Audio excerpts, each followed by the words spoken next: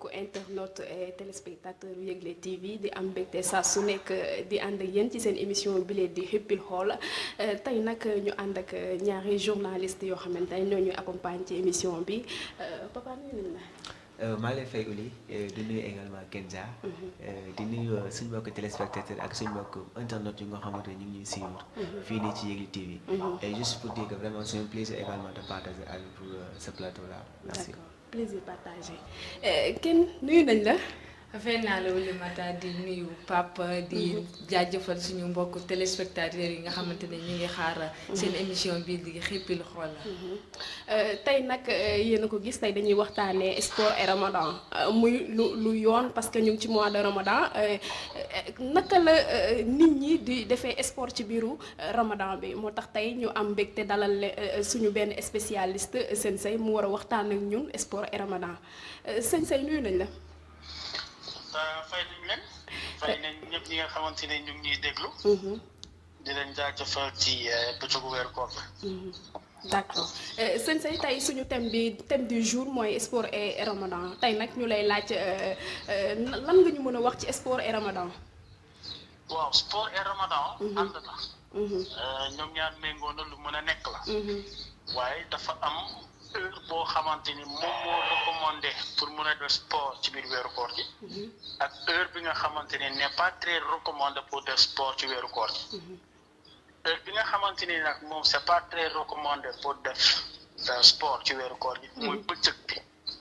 ndax bëccëg bi def ci sport dafay gudd ci kiy def sport heure boobu maanaam diggante 9h 10h ba jëm 4h wala heure bi ñuy ndogu heure boobu dafa gudd parce que da ngay fournir effort physique yaa ngi transpirer te mënoo désaltérer wu maanaam mënuloo naan ndox parce que yaa ngi woor te booy def sport dafa ànd ak naan ndox ci chaque instant boo xamante da nga am benn court moment de répit moment bi nga def effort physique donc heure boobu c'est pas très recommandé am na nag ñu koy def mais c'est pas très recommandé. D'accord.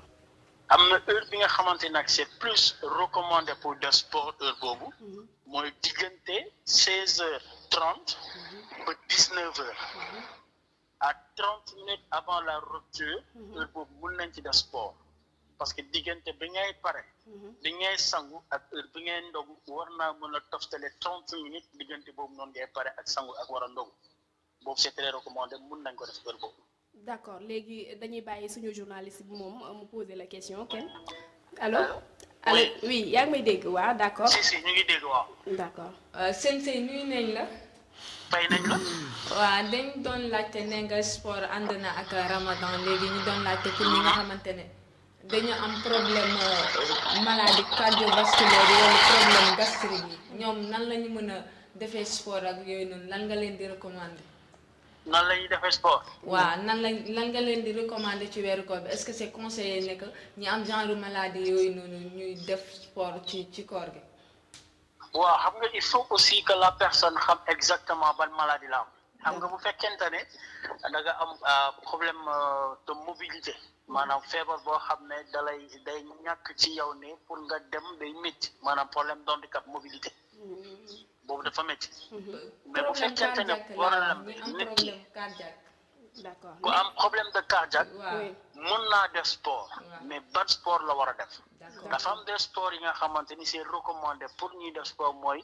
sport yi nga xamante ni comme lu dem ci wàllu fitness. ci wàllu marche ci wàllu fitness cardio. parce que boo déggee fitness cardio ça parle de problème cardiovasculaire. mun nga dem tamit def sport boo xamante ne sport d'arts martiaux la c'est recommandé mais aussi il faut nga teel a signaler sa moniteur ou sa sensei bi lay yor ci dojo bi wala ci salle bi que ne da nga am des pathologies cardiovasculaires su ko defee moom à partir de ce niveau dina mun a xam ban programme la lay tegal pour nga mun a def sport mais sport ak maladie ànd na parce que pourquoi parce que nit ki buy def sport ak feebaram da koy faj parce que dem di naan ay garab wala di def traitement c'est très très bien boo demee sax ci médecin da lay wax ni tu vas suivre un traitement médical mais essaye de faire du sport léegi yow yaa xam ban sport moo gën a méngoog yow sa yaram ak ni nga koy defee moo xam marche ngay def moo xam fitness ngay def moo xam gymnastique ngay def moo xam ndax fitness cardio ngay def moo xam ndax da ngay sax def li nga xamante ni mooy gym à la maison donc yow yaay xool parce que maladie sport mën naa nekk parce que sport day faj. d'accord léegi sëñ say sport day faj mais ñi nga xamante ne dañu am maladie cardiovasculaire comme vous l'avez dit ak ñi nga xam ne amuñu feebar est-ce que ñoo bokk même heure yi ñuy def sport. mun nañ bokk heure mais il faut ku ci nekk xam yow exactement lan mooy sa programme xam nga ki nga xamante ni dafa am problème cardiaque. d'accord. ak ki nga xam ne miraaran amul problème cardiaque moom programme am ak effort am li ko yàlla mën a may mu tenir bokk la ki nga xam ne dafa am problème cardiaque il faut moom ci boppam comme ni ma ko waxee ca njëlbéen il faut moniteur am wala sënseewam ci boppam xam ne kat Nogay wala Moussa Ndiaye dafa am feebaru cardiaque kon xam naa programme am nii la war a demee nii la war a demee nii la war a demee d'accord.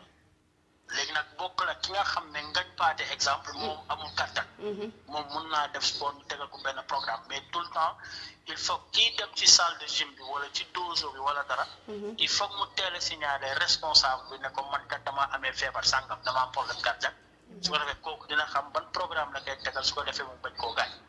d'accord léegi xaaral ñu bàyyi Pape moom mu poser les questions Pape da nga am question bu koy poser. oui. d'accord. sëñ Sey ça va ñu ngi lay nuyu. Pape ñu ngi leen di fay bu baax. ok exactement man fu mu bëggoon a ñëw mooy que ni gis nañ que ne par exemple pratiquement les Sénégalais ñoom avant le mois de Ramadan ñu si bëri c'est à partir de 17h moom la ñuy dem entraînement. donc actuellement nag ñu si bëri après ndogu moom la ñuy dem entraînement. est-ce que changement d'emploi du temps de partir faire voilà les sports est-ce que yomb na exactement ci Sénégalais yi. waaw xam nga changement bi mën na nekk xam nga su weer koo jotee da ngay gis yenn programme yu bëri day changé ci sa programme mu liggéey ci sa programme mu télé ci sa programme mu dund lépp dafay changé donc da ngay fexe ànd ak programme changement bi mais loolu amul lenn loo xamante ni dina am benn problème ci kii def sport parce que boo xoolee 17h temps normal mën nga dem def sport ba heure bi nga xam ne pare nga mooy heure bi ma wax ne deuxième tranche bi nga xam ne c'est très recommandé pour faire du sport à partir de 16h. d'accord. donc à partir de 16h ak 17h benn la rek mën nga dem def sport période boobu c'est que lañ tay bañ mooy nga dem def sport ci période boo xamante ni yaa ngi am ay transpiration mu wala indil déshydratation ak sèchement de la gorge mënuloo naan ci yenn séeréer yeeg njaay ni faale ni dem nga xaw a guux tuuti naan damaa fàtte donc boo tax ñu ci naan li gën a lii mooy diggante bi nga xamante ni booy def sport ak bi ngay ndogu liy dox ci diggante bi benn 30 minutes lay doon foofu baax na d'accord. d'accord ñu ngi lay jaajëfal am mbégte doon la dalal ci émission bi Xëppil Xool. jërëjëf maa gën a kontaan ci seen dalal bi di ziar ak jaajëfal ñëpp képp koo xamante ni yaa ngi déglu. d'accord ñu leen remercier ci loolu macha allah. d'accord merci beaucoup. merci. voilà yéen a ko gisoon dañu dalaloon Sensei pour mu waxtaan ak ñun ci sport et Ramadan léegi nag ñu dellusiwaat suñu plateau bi ànd ak suñu ñaari journalistes yi Pape lan nga ñuy wax sport et Ramadan. donc man je pense que ni ànd na quoi. il faudrait que aussi ñu comprendre le sport c'est quoi. c'est d'abord une activité physique. bu nga xamante ni am ñu nga xamante ni je pense que ñoom ñëpp voilà nit ñi dañ koy def très souvent. donc dama jàpp que ni ànd na quoi man. à mon niveau. donc mais ça dépend ci sport bu nga xamante ne da nga koy def. donc mois de Ramadan man jàpp naa ne que sport bu nga xamante ni da nga ko doon def avant le mois de Ramadan. nekkul exactement mu nga war a def pendant le mois de Ramadan. parce que avant donc mën nga def voilà des activités intenses. activités yooyu nga xamante ni day demande un certain énergie. mais avec le mois de Ramadan mën na mën a légérer. c'est-à-dire entraînement bi nga xamante da nga koy def ci pendant le mois de Ramadan. mën na mën a légérer nga xamante ni day conforme avec état de santé bi nga xamante ni yaa ngi ak moom. d'accord Ken dégg nga ko mais sport bi ñuy def lan moo tax nit ñi di ko def.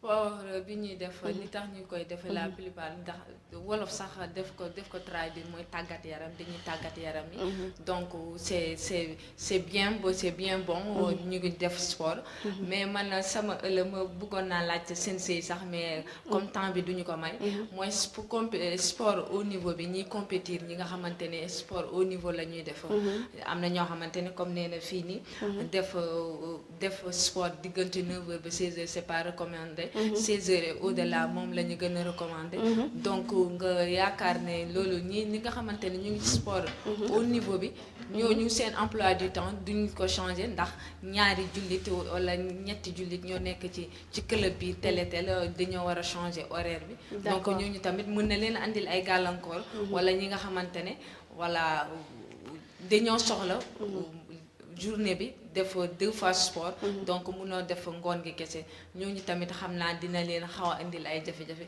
mais comme benn weer la xam naa du métti waa léegi kenn bu fekkente ne avant ñu yegg ci sportif yi ba ñi nga xamante ne ñuy pratiquer sport ñoom li tax ñu koy pratiquer wax nga ko mais bu weeru koor bu jotee est-ce que waruñu changer seen heure yi nga xamante ne moom la ñuy def sport loolu sensei wax na ko sànq nee na li ñu recommandé mooy diggante 17h ba ñuy ndogu am na ñoo xam ne sax dañuy xaar ba ndogu soog a dem def sport ndax naaj bi tàng bi moom buñ la waxul sax changer l'emploi du temps xam naa doo xiif ba pare nag dem di fournir sa li nga dese ci énergie ci sport yi sénégalais moo xam naa duñ ko def sax mais dédi voilà loolu la ñu wax kon loolu la ñu recommandé te xam naa moniteurs yi nga xamante ne ñooy spécialistes yi nga xamante ne ñu leen di fekk ci barabu sport kaay ñoom tamit dinañ leen recommander ne leen telle heure moo baax ci weeru koor bi d'accord Pape bu ñu ñëwaatee wax wàllum sport et ramadan parce que sport du dañ koy def nii rek am na ñoo xamante ni métier la ci ñoom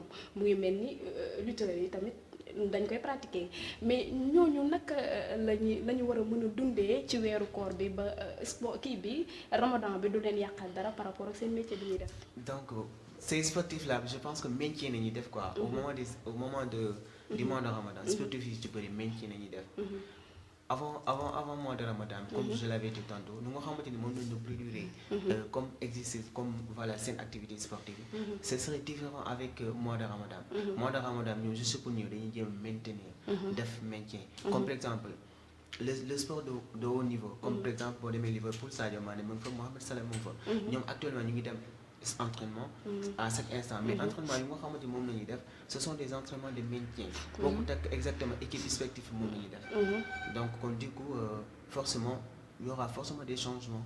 D'accord léegi kenn lan nga ñu mën a wax ci loolu ñi nga xamante ni dañuy pratiquer sport bi te mois de ramadan bi da leen di indil ay gàllankoor ci seen sport parce que seen métier la ñoom tamit.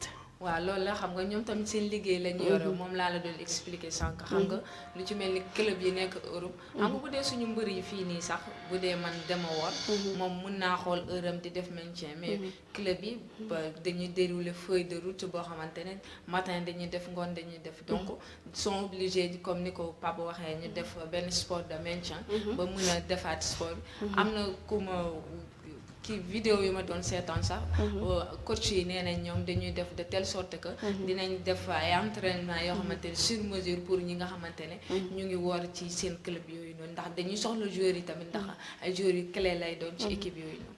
D'accord mais Pape bu ñuy wax sport métier mais est-ce que jar na tamit bàyyi sa corps ndax sa sport bi ngay pratiquer. Non je ne pense pas que ni dina ko jar parce que ñoom ñu nga xamante ni déjà ñu ngi ci. comme exemple bu ma cité tantôt comme Sadio Mané tey jii mu ngi def kooram. Mohamed Salah aussi également mu ngi def kooram. mais club bañ ko laajee boo ko journaliste bi interrogé ci question boobu lu mu wax mooy que ne woor ñoom bu ñuy woor. amul leen lu mu yàq ci ñoom seen performance donc juste par présent ñoom ñu ngi continuer def seen voilà comment je vais l'appeler encore seen performance ba léegi bu nga xamante moom lañu def ñu ngi continuer di ko def donc amul benn changement bu nga xamante ni ñëw ne ci lutteur au Sénégal c'est tout simplement maintien nañuy def maintien de corps tout simplement mais pour que ñu entraîner comme exactement nous ñu entraîner. loolu bu ñu ko defee dina leen xaw a déranger. mais pour l'instant je pense que ñoom ñëpp maintien nañu def pour que lu nga xamante ni woon déjà mu ngi ci ñoom mu reste si ñoom. D'accord léegi on va parler de l'économie et sport yéen a ngi ci seen émission bi leen di xippil xool kenn tey boo xoolee majorité jeunes yëpp sport la ñuy pratiquer parce que loolu mooy seen métier. bu koor gi jotee daf leen di empêcher ñu def seen métier correctement est-ce que du indi benn genre chômage entre guillemets. waa genre chômage entre guillemets ndax xam naa ne ñi def métier sport. ñun suñ calendrier sportif dafa maanaam dafa méngoo ko maanaam ci suñuy réalité. ndax duñ mois de Ramadan. xam naa ne duñ ci organiser ay championnat wala ligue sénégalaise. ndax xam nañ ne affaire yi du yomb kon. donc wala dinañ def de telle sorte que affaire bi dina doon. bu ñu ndogoo wala voilà sur mesure lay doon. D'accord. donc loolu ñoom bu ñu wooree ak seen liggéey. ñoom dinañ ko aju ndax ñoom ñooy professionnels yi. ndax nit tamit du jël def mbir métier ba pare di wëlbatiku di lor boppam. ñoom di diriger. li nga xamante ne mooy entité sport yooyu nga xamante ne ñoom ñoo soxla ay professionnels de sport. ñoom dinañ def de telle sorte que seen lii di seen ñi nga xamante ne ñooy seen sportif yi ñuy am seen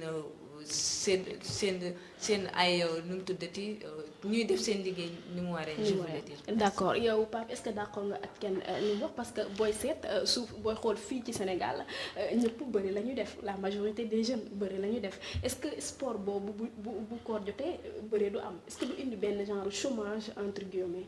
En général je pense que amul benn effet parce que. donc bu ñu nekkee que ne dañoo def ci wàllu football je pense que Ligue 1 Sénégal bi rek temps yi rek je pense que am na ay championnat yu nga xamante ni dëtmal leen ko mais fu nga xamante ni fa lay amee effet tudd nga ko tantôt mooy ci wàllum làmb ji je pense que foofu moom y aura des effets parce que je ne pense pas que ne làmb ci mois de Ramadan moo nañ ci organiser kon combat fu fekkee que ne aussi am na man kon gisuma ko donc buñ basé wo tout simplement ci côté boobu noonu mën nañu wax que ni pendant le mois de Ramadan donc dina am certains sportifs yu nga xamante ni peut-être loolu dina leen jéem porter préjudice. D'accord kenn lan nga indi ci loolu ñi nga xamante ne ñoom làmb rek la ñuy def làmb rek mooy seen métier du mois de Ramadan bi jotee duñu am beneen lu ñu def lan nga leen di wax. waa xam naa dinañu leen xoolal yeneen alternative xam nga làmb fii nii Sénégal. bu dul grand combat yi daanaka combat yu ndaw yi ay amateurs ñi bëriwul sax ñu koy suivre. donc ñooñu mën nañu wax ñu ngi ci métier sport bi mais demeewul noonu quoi. ndax ñi nga xamante ne mooy mbër yu mag yi kese. la ñuy faral di fay ay millions ay 100 millions ay 50 millions. donc mbër yu ndaw yooyu tamit. li ñu wax sànq rek xam naa ne dañuy jàpp maintenir seen forme ba koor gi passé. ndax làmb koor moom ni ko Pape waxee bëriwul li muy am Sénégal. D'accord làmb bëriwul li muy am yéen a ngi ànd ak ñun ci seen émission bi la di xippil xool ñuy waxtaanee sport et Ramadan Pape boo seetloo sport nekkul lu yomb ndax booy def sport da nga war di lekk lu baax est-ce que nit ñi nga xamante ne ñu ngi pratiquer sport ñu ngi lekk ni mu waree. Bon pour ceux qui font voilà le sport professionnel peut-être ñoom ñu ngi lekk lu baax. mais pour ñu nga xamante ni nag voilà sama genre gi la nga xamante ni dañuy def sport de comprendre exactement le but du sport. ñoom bon dana doon problème forcément. parce que da ngay gis déjà ñu nga xamante dañuy dem entraînement donc au retour duñu am exactement lu nga xamante ni moom la ñuy lekk sinon dañ bëgg lekk lu baax mais bon conditions yi exactement du leen ko may. donc ñoom aussi également ñu leen di naax voilà ñu jéem a def nank trop ci sport bu nga xamante ñu koy pratiquer parce que sport dafa ànd ak tunu dafa ànd ak lekk. donc boo ko defoo lekk forcément loolu mën na la sonal après. D'accord kenn bu fekkente ne da ngay def sport te doo lekk gu baax yan gàllankoor la lu mën indi. waaw loolu moom dina am gàllankoor ndax déjà sport ku def sport sa biir day ubbeeku donc ku def sport ba pare te amoo régime alimentaire bu baax. donc loolu déjà risque la. waxatuma nag ñi nga xamante ne yàlla mayu leen peut-être seen loxo jot seen digg gannaaw pour ñu mën a pour ñu mën a lekk convenablement. mais damay dégg mbëri di naan ñu bu ma ñibbisee sport damay dem ci mère cere bi. wala ma dem ci mère fonde bi ma jënd ci 300 la kii. mu naan ba ay jaanu biiram toog. donc sa alternative yi daal xam naa ne gars yaa ngi koy trouver mais daal c'est préférable booy def sport nga uti régime alimentaire boo xamante ne day jaar yoon. d'accord Pape bu fekkente ne Ramadan day faj te sport day faj est-ce que tamit weeru koor bu jotee mënuñu bàyyi sport bi ñuy pratiquer pour am c'est-à-dire que de meilleure santé ba koor gi jàll est-ce que loolu tam mënuñu ko def. je pense que sport dafa bokk ci nit sport dafa bokk ci nit je pense que nit ku nekk sax ne lay conseil que chaque jour au moins bu dee benn yoon sax war nga ci mën a def sport quoi. am ñu nga xamante ni dañuy def sport pour le maintien du corps am na ñu nga xamante ni dañuy def sport pour que voilà ñu mën a lekk quoi parce que pendant ce mois de Ramadan am na ñu nga xamante ni dañuy dem sport tout simplement le soir pour que bu ñu retourner après voilà ñu mën ko ñu mën a également parce que y a de ces personnes bu ñu dogoo rek fa la ñuy jaaree dootul mën a lekk ci dara. yaa ngi comprendre donc certainement y a de ces gens pour éviter cela dañuy dem sport léegi au retour voilà ñu am biir bu nga xam ne day xaw ouvert dans ce cas ñoom dañu mën a lekk du bëri. waaye léegi Pape bu fekkente ne sport bi da ngay pour ñi nga xam ne sama genre jigéen ñu pataay ñi nga xam ne dañoo bëgg a wàññeeku am taay fiin mais koor gi tamit boo ko toppee tamit di nga am benn forme bi nga xamante ne moom nga bëgg est-ce que jar na tamit di boole sport bi ak koor gi tamit. bon ça dépend si sport bi donc da ngay dem voir un spécialiste du sport. après moom dina la expliquer exactement ban sport nga mën a def pendant le mois de Ramadan. nga xamante ni boo ko defee après du am benn problème ci yow. Exactement. En parlant de c'est-à-dire que des différentes formes de sport kenn yan sport la ñu war a mën a def ci mois de Ramadan bi. ci mois de Ramadan bi mën nañ def ay pour ñi nga xamante ne pour mu gën a yomb ci ñoom. fitness bi daal xam naa ne moom dox na ci yenn gox yi ndax moom moo gën a yomb ndax daw bi moom. day xaw a métti torop bu ñi nga xamante ne am nañ condition bi. fitness bi daal xam naa ne moom dox na carrément. fitness bi dox na carrément. Pape yan moment c'est-à-dire que ci journée bi lañu war di mën a def sport ci koor bi. donc mën nga ko def tout juste après la rupture foofu c'est possible donc boo demee Corniche je pense que la plupart des gens qui habitent à côté de la Corniche ñoom après la rupture si ñi dem soo ko def seen entraînement sinon aussi également nga def ko tôt le matin loolu yëpp c'est possible pour que nga mën ci def sa entraînement. D'accord. moment yooyu moom c'est conseillé quoi. c'est conseillé. Oui. kenn yan moment yow pour yow lañu war di mën def sport ci journée bi. waaw moment yi ñuy def sport ci journée bi li moom papa wax na ko. tôt le matin am na ñu ko recommandé après rupture am na ñu wax tamit diggante 17h ba heure ndogu. boo fa defee entraînement boo ñibbisee nga le temps que ngay sangu dina fekk dog jot foofu moom da ngay jóge entraînement rek dog donc foofu moom xam naa ne mooy heure bu baax bi moom. moom mooy heure bu baax bi. d'accord ñu ngi leen di lay wax ne yéen a ngi ci seen émission bi leen di Xippil Xool sport Ramadan et di leen wax ne ñu def benn pause rek daal di ñëwaat ci seen deuxième partie.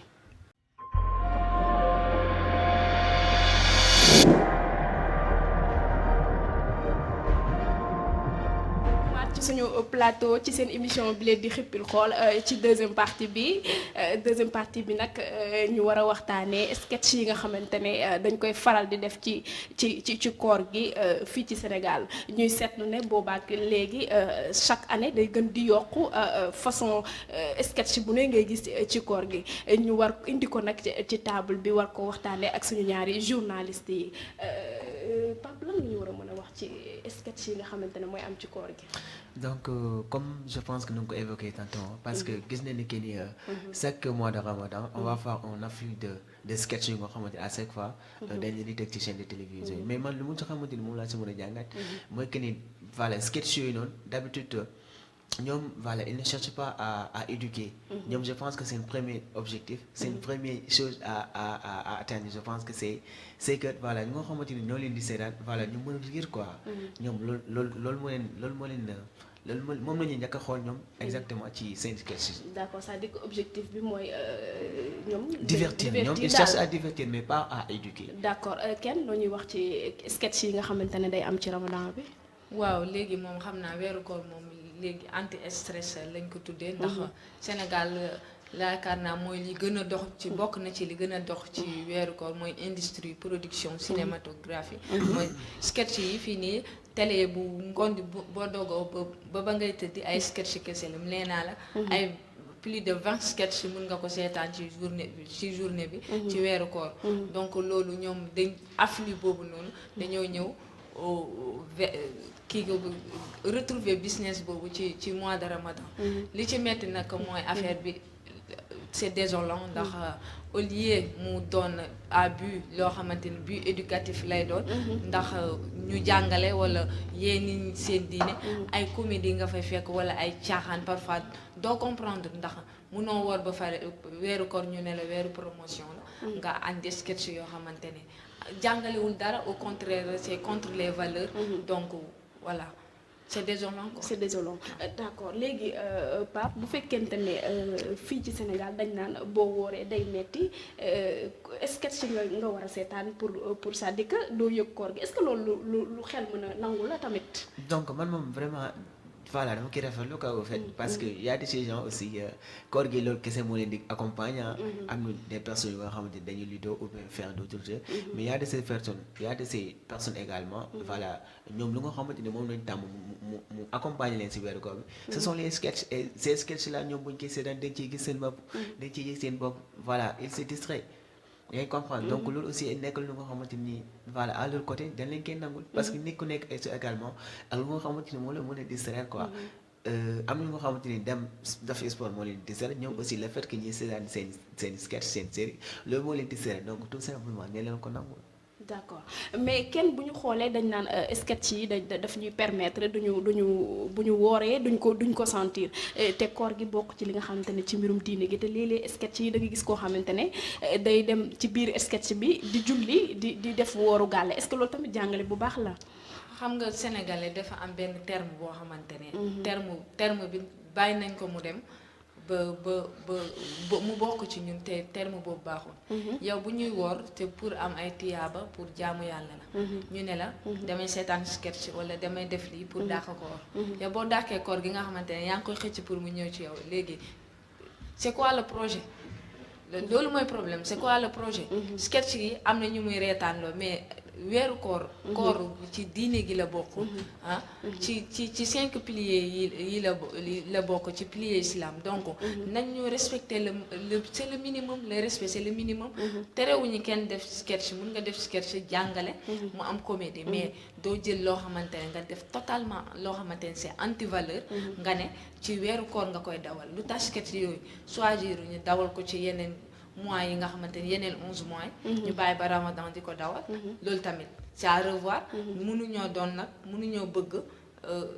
nu mu tuddati mbir ak leneenam mënoo daw ba pare di wokk say tëstan yow mën nañu wax ne dañoo bëgg sax ci diine doon ay réew boo xamante ne réewu diine la bu ñuy nekkul ay julli ñi la doon ay chrétien donc am na yoo xamante ne daa rafetut ay wooru gàlle di jàpp saar yi wala di ko manipuler nu mu la neexee wala jël julli bi di ko fooye loolu moom wax dëgg nag jekkul te jaaduwul d'accord jekkul jaaduwul yéen a ngi ci seen émission bi la di Xippi Xool deuxième partie bi ñuy war a waxtaanee sketch yi nga xamante ne moom la ñuy teg ci koor gi Pape est-ce que du tamit dëkk bi dafa metti chômage bi bari moo tax jeunes yëpp dem ci sketch sport bi tamit ci sketch yi bon bëri nañ ci parce que man sketch yi nga xamante ni d'habitude maa leen di xool maa leen di suivre c'est énorme dafa bëri trop mais voilà mën nañu wax que ni aussi également tous les jeunes ñoom dañoo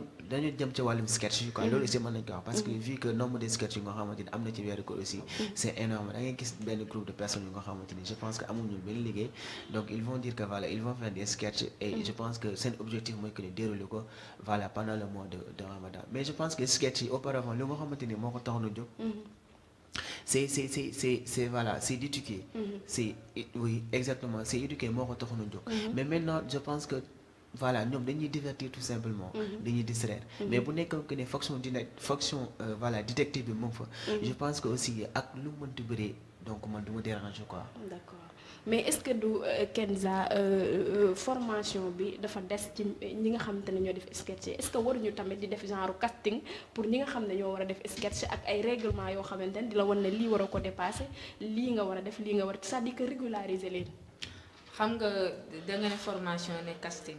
casting yi moo tax formation amatul. bu njëkk ba doon def ba bëggee def théâtre ne nga doon dem théâtre dem jàngi théâtre. lu ci mel ni troupe bu ci mel ni Daaray Kocc. ñooñu dañ doon jàngale théâtre. jànqeer yu ñëw waa Thiès yi dañ doon jàngale théâtre foofu dañoo jëloon théâtre bëgg ko. teg chaque ngoon ñu def répétition di jàngal nit théâtre di def théâtre di reetaan loolu nit ñi di leen jàngal sans pour autant que mu offensé wala mu yàq dara ci seen liggéey loolu ñu ngi ko doon def yàgg nañ mais maanaam sketch yi dafa jël tournure boo xamante ne xamuñu fu mu jëm ko ñun xamuñu gaal googu fan lay teerijee ndax boo jëlee sketch nga ne ci weeru koor nga nekk nga gis ci biir sketch bi ñuy promouvoir koo xamante ne mu ngi woor nee na bëccëgu wóori koor ba toog ak jigéen di def yenn yi voilà loolu tamit dañuy saagalu ñun ñi bokk ak ñoom diine bi. d'accord Pape bu fekkente ne dañ ne mois de Ramadan ñuy pays musulman am ñoo xamante ne dañuy toog fii di xeexal mbirum àq ak yelleefu jullit yi c'est-à-dire que dara bañ a contredire diine ji est-ce que ñoom tamit waruñu jóg di wax ci sketch yi nga xamante ne moom la ñuy teg ci télé bi parce que mënuñu teg sketch ci koor ñu woor nga gis ku nekk jigéen tëdd ak moom est-ce que loolu tamit ñoom tamit waruñu ci jóg ñoom tamit. je pense que ñoom jóg nañ ci ñu ngi ci wax et également ñu ngi alerté quoi. mais c'est juste que voilà ñu nga xamante ni également genre télévision yu nga xamante ni. ñoo véhiculer sketch yooyu ñoom aussi également ñoo war a jël seen temps xooli sketch yi nga xamante ni moom la ñuy véhiculer. parce que dafa am lu ci bëri nga xamante ni dafa nekk ci biir tey ci jeune xale bu nga xamante ni mu ngi seen sketch. gis benn imam.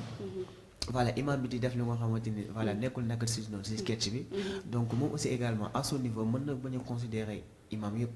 donc di gis voilà un grand homme. si sketch bi. mi gis ko voilà muy woor di sàcc di lekk. di laqatu di naxaate moom aussi mën na jéem a jël pratique yooyu noonu. donc du coup man li ma jàpp mooy que ne télévision yi nga xamante ni ñu ngi véhiculer ces sketch là. ñoom tamit ñu prendre leur responsabilité. xam exactement les sketch moom la ñu mettre à la disposition des populations. d'accord kenn bu fekkente ne ñoom dañoo def seen sketch yi télé yi ñoom ñoo koy teg parce que bu ñu leen ko joxul woon duñ ko teg est-ce que xaalis jar na ko.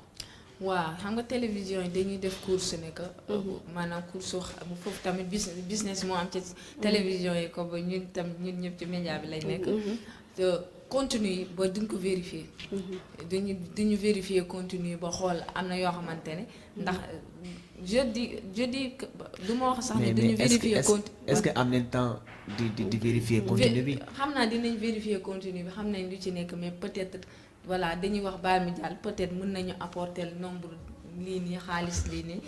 voilà business bi daal li ma la wax ci début bi laa lay wax business bi moo yàq affaire yi. voilà business bi moo yàq affaire yi Pape daam la ci waroon a dolli. parce que da ngay xool souvent voilà sketch yi nga xamante ni ñooy gën a def tolle. mooy sketch yi nga xamante ni si ngay trouver des contre-valeurs. généralement sketch yooyu ñooy gën a def tolle.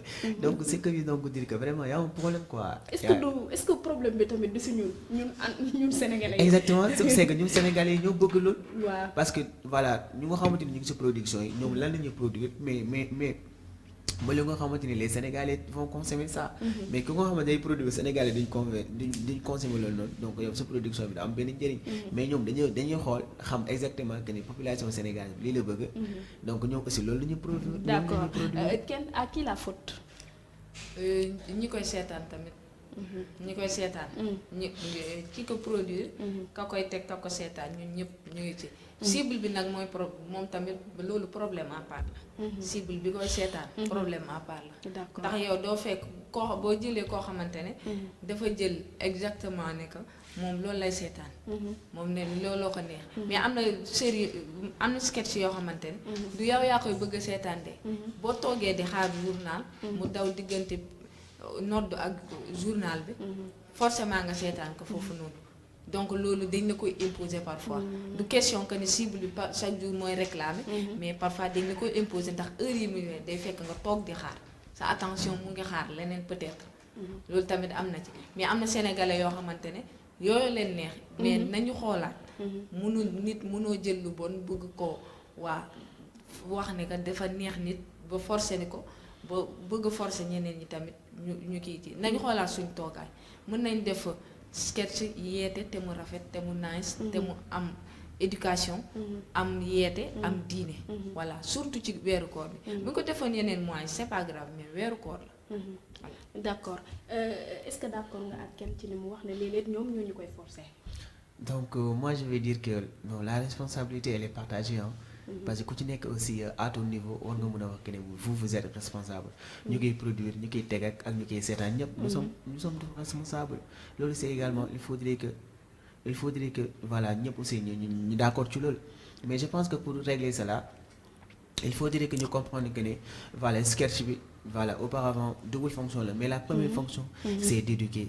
Je pense que loolu aussi également buñ ci bàyyee xel rek voilà sketch yu nga xamante ni gars yi dañ koy produire dina nekk lu nga xamante ne vraiment voilà dinañu servir dina tax également ñu xamal ñun exactement suñu diine lan la parce que sketch loolu la quoi au fait nga xam lan la diine jàngalee lan la diine wax ci ñàkk koor lan la diine wax ci lii lan la diine wax ci lee je pense que moment boobu aussi également moom la ñëpp am pour xam exactement seen diine. D'accord kenn est-ce que jar na ko buzz jar na ko. ça dépend rek ak ku ne li la buzz bi jaral. wala bu la buzz jaralee def yenn tamit. ndax ñuy jouer sketch yi. ña koy teg ña koy seetaan ñun ñëpp ñoo bokk diine. waaw duñ fi tooñ kenn ñun ñëpp ñoo ko bokk donc ku ci buzz jaral wala sa conscience may la ko. acca nañ ca def.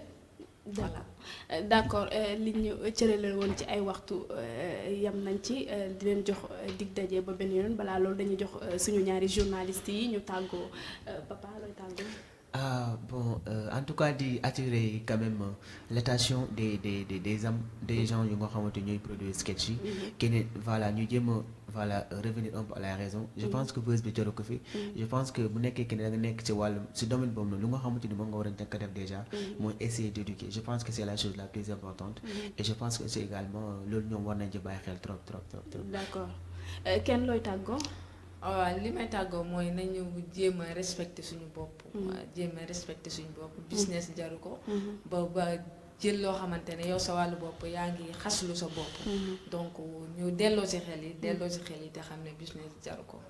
d'accord ñu ngi leen di jox di daje ci yeneen i émission ci yeneen i thèmes yéen a ngi àndoon ñun ci Yegle TV.